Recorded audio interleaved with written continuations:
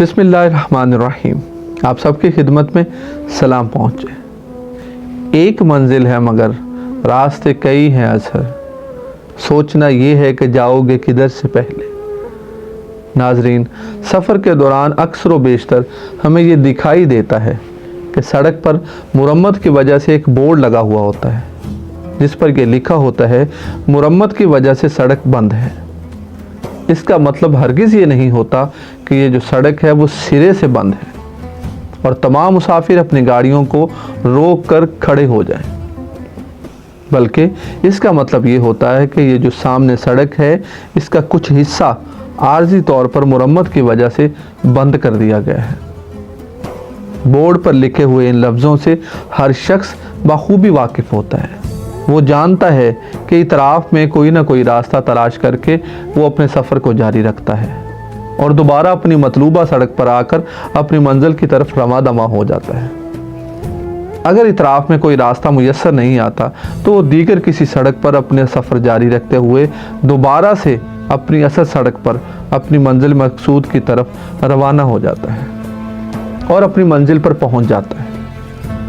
اس صورتحال میں اس کو کچھ منٹوں یا کچھ تاخیر کا سامنا کرنا پڑتا ہے، لیکن یہ نہیں ہوتا کہ وہ اپنی منزل پہ نہ پہنچ پائے۔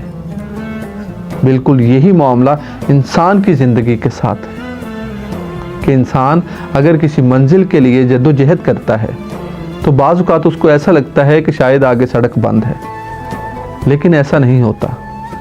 ایک سڑک کا بند ہونا ہر طرف سے سڑک کا بند ہونا نہیں ہے، بلکہ اس سڑک کے اطراف میں کئی اور راستے موجود ہیں۔ انسان کو سوچنا ہے کہ اس کو دیگر راستوں کو کس طرح سے اپنانا ہے۔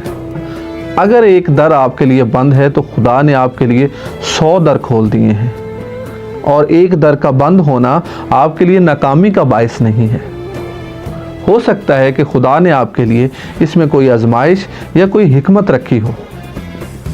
اس میں کامیاب آپ اسی صورت میں ہو سکتے ہیں کہ جب آپ کو خدا پہ کامل یقین اور خدا پہ مکمل بھروسہ ہوگا۔ اسی صورت میں آپ اپنے آپ کو کامیاب کر سکتے ہیں۔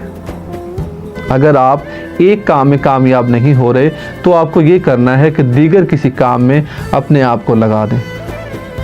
اگر آپ کے سامنے کوئی حریف نہیں ہے تو خود کو اپنے سامنے حریف رکھ کے آپ محنت کرنی شروع کر دیں اور اس کے ساتھ خدا سے دعا کرنے لگ جائیں۔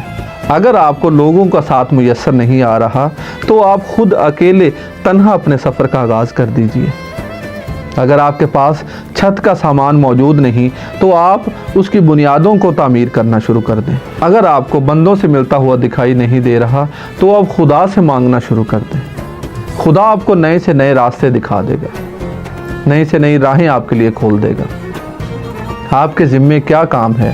آپ کے ذمے یہ ہے کہ آپ نے محنت کرنی ہے، آپ نے کوشش کرنی ہے، آپ نے دیگر راستوں کو تلاش کرنا ہے، اور اس کے ساتھ ساتھ آپ نے خدا سے دعا کرنی ہے تاکہ وہ آپ کو دیگر راستوں کی طرف آپ کی رہنمائی کر دے۔ ہر بند سڑک کے ساتھ ایک کھلی ہوئی سڑک موجود ہے۔ اس کو دیکھ کون سکتا ہے؟ وہی دیکھ سکتا ہے جو خدا سے دعا کرتا ہے اور محنت کرتا اور لگن کے ساتھ جستجو کرتا ہے۔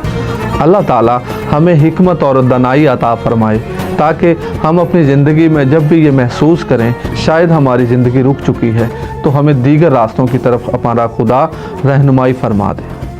اللہ تعالیٰ آپ کو آسانیاں عطا فرمائے اور آسانیاں تقسیم کرنے کا شرف عطا فرمائے۔